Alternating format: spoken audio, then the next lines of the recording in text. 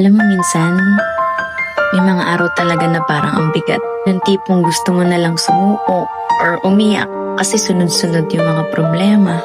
Pero alam mo ba kung sino nanonood habang tinatawid mo yung mga yan? Yung future self mo. Yung healed, successful, at peaceful version ng sarili mo.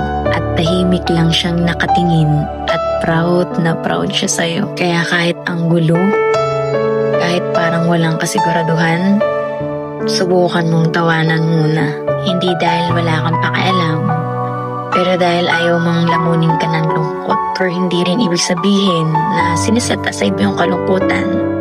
Yun ay patunay na kahit anong pinagdadaanan mo, pinipili mo pa rin maniwala. You have that faith na may mas magandang kwento sa dulo. Kaya lahat ng sakit, pagod, lahat ng yan may meaning. Kasi habang tinatawid mo lahat ng yan, soon magiging inspirasyon ka din sa iba. Kaya kapag may problema ka, hinga ka lang tapos ngiti ka ulit. Baka kasi sa kabilang timeline, yung future self mo, nakangiti rin at sinasabing, kaya mo yan, ang galing mo. So if this video reached your heart, it's your sign to keep going. Heal, laugh, and walk with faith. Your future self is cheering for you.